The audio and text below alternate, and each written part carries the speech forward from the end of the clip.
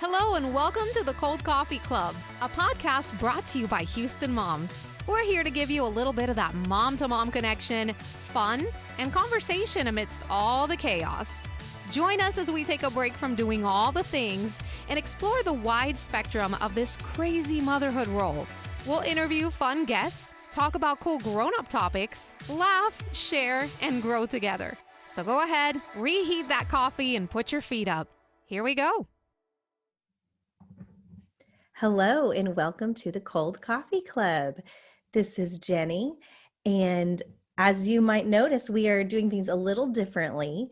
So this is kind of our summer series, and me and Ashley is my co-host, and we are doing things a little differently this summer. Rather than doing our episodes every week, we will be spacing them out every other week, just kind of as our summer schedule. Obviously, this is a Houston Moms podcast. I'm a mom. Ashley is a mom. And just as we are navigating having our kids home and navigating summer schedules, we are going to just have a little bit of a different schedule, both in our recording time and our episode releases. And then as we get into the fall, we will get into season 3. And into kind of our regularly scheduled programming, so to speak. So we still wanted to get some really great content out to you guys. We have some amazing summer content. Houston Moms always has great summer content for you, and that does not change for our podcast schedule. So we're excited. We have a great interview for you today that Ashley did, and so we want to make sure you hear that. But we also have a request, which is one way we continue to make sure that the most listeners hear us is through wherever you're listening to us here on your ears, is to make sure that you give us a like and a subscribe, leave a comment, but really subscribing to our podcast really helps us with that pesky little algorithm. So if you go into Apple Podcasts and subscribe to us or follow us or leave a review, that is always really great. Or just even just hit that 5-star button we're always very grateful for anything like that. So thank you so much. But anyway, I'm Jenny. I'm the social media director. If you're a first-time listener, I'm a social media director here with Houston Moms. And Ashley, who you will hear later on our interview segment, is our administrative director, and she is fabulous. And I know you're going to really love that interview. But I want to talk about something that I got to do I guess it was last week, was I went and saw the Top Gun movie. And I know so many of us have. It was so much fun. Top Gun Maverick, new movie out. I have not been to a movie like that in so long. It is such like a crowd pleaser. It was silly and fun and like slightly cheesy, but in the best way possible. But you just like had your popcorn, you had your Coke, and it was just like 2 hours of like, it was a happy ending, and it was action, and it was drama, and it was it was the exact movie I wanted to see that day. And my husband loved it, and I loved it, and it was well cast. And Tom Cruise is just a movie star. He's just Tom Cruise in all of the Tom Cruise ways that he is. But we had a total blast seeing this movie, and I just miss movies like that. I think so many movies now are trying to be like something unique and different and edgy and all these things. And it was just exactly what you wanted it to be. And the soundtrack was great. So if you have not seen Top Gun Maverick, please go see Top Gun Maverick. It was really, really fun. And we also chose to see it on like the biggest screen our movie theater had available. And I highly recommend doing that too, just to kind of get it in wide with all the surround sound and all that kind of stuff. I'm sure once it comes like to live stream it, or not live stream, just streaming, and you can watch it at home, that will be great too. But if you have a chance to see it in the theaters, please do. But it's also a great time this summer to check out all of your summer movie programs. Most movie theaters are having like a $1 movie program where some of them are even free, I believe, where you can go to the movie theater and sometimes it's like at 9 in the morning or 10 in the morning, and they're offering kids movies for like $1. And it's going to be like older movies, like things from I don't know, 10 years ago, 15 years ago. So things that are not new or current, but something that is, just something fun for you and the kids to go do that's inside and air conditioned, which is what we all really want. So I have written down a few dates that I'm going to take my kids, and I've like pulled all the different websites of all the local movie theaters near me. So that is my little tip to you today, is definitely check out your local movie theaters and see what times and what days and how, if it's free or if it's $3 or whatever it is. And normally it's going to be like at an off time. They're going to do it at like 9 in the morning or 10. But my kids always really love doing that, and I do too. We are so excited to talk to Dr. Desiree Bobino-Thomas. Ashley got to interview her about something that affects so many moms, and that is migraines. And I know those can be absolutely debilitating and can take you out. And we all know that as moms, we have to be on all the time. And so Ashley had a really great conversation with Dr. Bobino-Thomas. So go ahead, Ashley, we're going to roll that interview now. All right, welcome Cold Coffee Club. I'm here with Dr. Bobino-Thomas. She is a neurologist here in the Houston area. Can you tell us a little bit about yourself for us? Sure. Hello, everyone. My name is Dr. Desiree Bobino-Thomas. I am a neurologist here in the Houston area. I work over at Kelsey-Seybold, which has a lot of locations, but I work at the Sugarland one, there's a Katy one, and then one in the medical center. So that's, a little bit about where I work.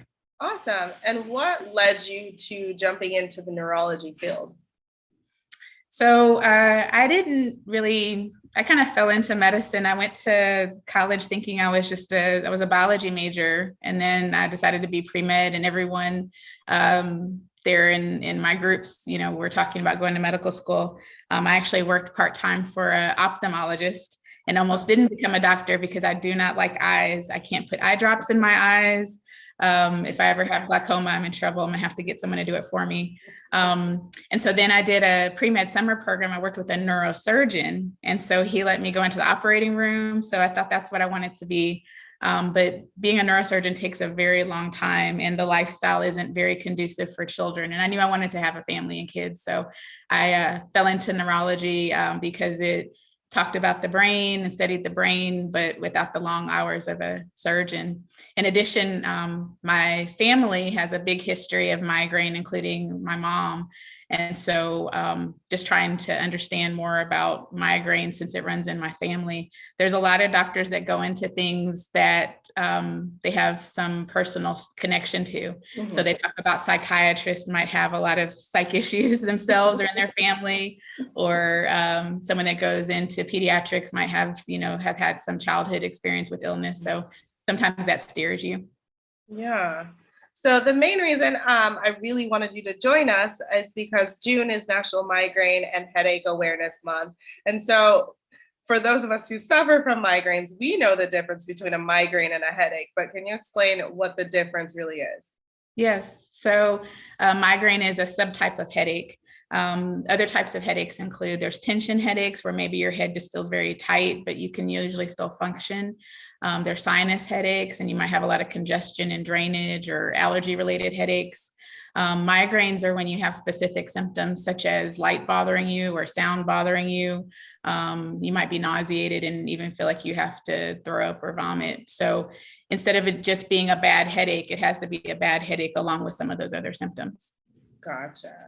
And I know that I personally get an aura with my migraines. Is that like super common? Do most people kind of get an aura? And can you explain what an aura is? So there's two types of migraine. There's migraine with aura and without aura. Aura just means kind of like a warning. Patients with seizures actually have an aura. So, and those things sometimes can go together, but an aura is just a warning. So it could be some visual stuff. People see sparkling lights, which is what I see. Sometimes people will even have difficulty talking or numbness. They'll think they're having a stroke. So sometimes the first time someone has a migraine with aura, they're in the emergency room trying to figure out what's going on. Yeah. Yeah. So you mentioned that you get migraines. How do you cope with this condition as a mom? I know that for me, it takes a whole lot out of me, and it takes, days where it's just like, guys, you have to leave me alone. We can't do A, B, and C it ruins plans sometimes. So how do you kind of cope with it?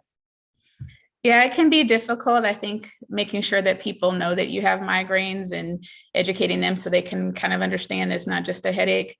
My kids know when I'm having a migraine, I'll ask them to turn down the TV, although they usually have it too loud anyway. They're like, are you having a migraine? Sometimes like, no, the TV is just too loud. Why is it on 30? But they kind of know to quiet it down a little bit. They know, I might have the windows drawn a little bit and turning, closing the blinds, those kind of things. And then at work, being a working mom, that can be difficult, so there's been times when I've gone to work and had a migraine. I think it makes me more sympathetic because I understand what people are going through. Sometimes it can make me unsympathetic because people are asking for time off work. And I think, well, I'm here, we're talking to you about your migraines. What if I call in? But yeah, I think the biggest thing is having your family understand more about it so they can support you. And then maybe having, friends and family that also know so they can kind of step in and be your tribe and help you when you need a little bit of help. Yeah. So one thing I have heard, and that I'm really excited about if this is true, but I've heard that hormones are a factor with migraines and that when you go through menopause, it might potentially make your migraine stop. Is that true at all? I think for some women, Okay. Unfortunately, I do have women in their 50s, 60s, 70s that still have migraines, not to be Debbie Downer.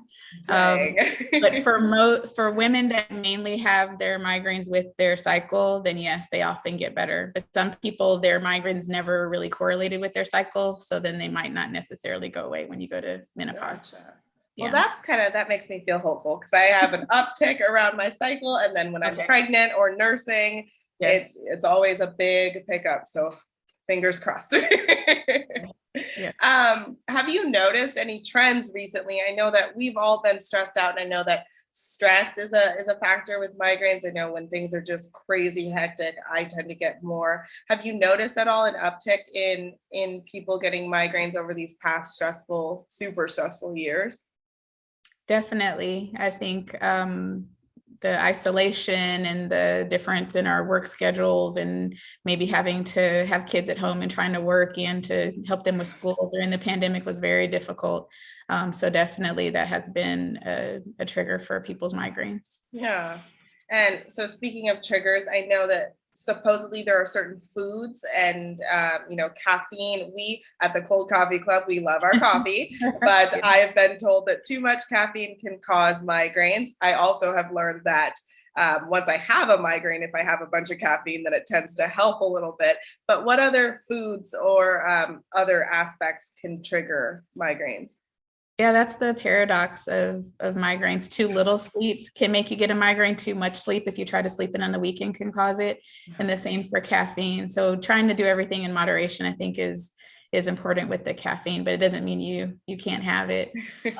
Other triggers, yeah, there are foods, but it's not going to be the same foods for everyone. So sometimes people will look up a list of foods that can cause migraine and cut them all out of their diet, but that can be unnecessary. So you have to find what your triggers are. So I usually recommend that people keep a diary, and on the day that they have a migraine, they can write down what they had that day and before, and then go and see if there's any things that seem to be your personal trigger instead of just cutting out everything. Right. Yeah, that's interesting. Another thing is weather changes. So sometimes people notice when the weather's changing. So barometric pressure changes. Sometimes altitude can make a difference. So I've had patients that when they move to Texas from someplace else, they have more or less headaches, just depending on how their body is. Oh, wow. So if those triggers are there, for example, barometric pressure, what can you do about that? Is there anything you can do? You can't change the weather, obviously. Right. But I think just being prepared. So sometimes people, I think in general, there's a migraine personality, so we can be a little bit OCD and compulsive. So sometimes if you kind of plan ahead and see what the weather's going to do, although in Houston, it's hard to know. Yeah. But if you know that it's going to be a bad patch of weather, then kind of prepare yourself that these might be some bad migraine days. I think just not being caught off guard. If you can know ahead of time to prepare, I think that helps a lot too. Yeah. So, and most of us have spouses, significant others. I know that you mentioned a type of migraine that I think is incredibly fascinating. Can you tell me about the migraines that stem from orgasms. Yes. So there's a class of migraine called sexual headache. And so I see men and women patients, of course. So sometimes when I walk in the room and it's a guy and he kind of looks at me funny, like he was disappointed, I know that it's probably going to be because they're having sexual headaches, because they're hoping to tell that to a guy, not to a woman. But no one knows if it's the hormones that are released or your blood pressure rising a little bit, but it can change the circulation to your brain. And that can lead to a really severe headache. It can be during sex, at orgasm, or right after, but it can feel like the worst headache of your life, which is what people watch out for when they're having an aneurysm. Yeah. So the very first time that it happens, then it's important to see someone to get some brain imaging. We can check and do a CT or MRI to look for an aneurysm. If there's no aneurysm, it can help you with peace of mind, so you know you're not dying. It can help your partner, because sometimes in these situations, the partner's like, I'm not touching you, because they're nervous about it. And just make sure. But I would say probably 95% of the time when people come to see me for this, we check and everything is fine. But it is really important to not ignore that if that happens to you. Yeah. Wow. That's crazy. So are there any things, like, I know with my migraines, there are moments that just kind of scare me, like when I have an aura and, you know, my body is super numb. Sometimes it gets really overwhelming to the point where you're nervous, like, am I okay? And so are there any warning signs or anything that would be out of the ordinary that you should definitely be concerned about, where it's not like a run-of-the-mill migraine? You know, of course, I've had migraines that are super severe, and then where it's like, I can't even unlock my cell phone. And then there are other times where it's like, okay, we're at a basketball game, I can make it through the rest of the game. So are there any things that really you should notice that are huge and you really need to go get some help and this is not normal? So in medicine, there are things we call red flags, things that we watch out for. That means that maybe we need to look further. So if you have the worst headache of your life, it's not your typical migraine, or you've never had an aura before, now you can't talk, but that's never happened to you. Or there's other symptoms like loss of vision or numbness on one side of your body, just things that aren't normal for you, then that's when you want to go and get it checked out. And you probably need a scan. If it's super severe, then you want to go straight to the emergency room. If it's manageable and it kind of resolves itself, then you could always just talk to your neurologist or your primary care doctor to get some testing done. But I think the hardest thing is that there's not always a cookie cutter approach. Medicine sometimes teaches us if you have this symptom or that symptom, what to do. But sometimes it really has to be tailored to you. So if you really feel like there's something different going on with your body, then at least discuss it with your doctor so they can help you decide to be worried or not. Okay. And lastly, do you have any advice for moms who suffer from migraines? Any tips to make it through, other than making sure your kids turn down the TV? I think, if you're having them more than a couple times a month, then you really should be under the care of a doctor so they can help. There's so many medicines. We have medicines you can take when you get a migraine. There's medicines that we can take to prevent migraines. There's some new once a month injections you can do. There's even Botox. There's so many different things in 2022. So it doesn't make sense to just suffer needlessly.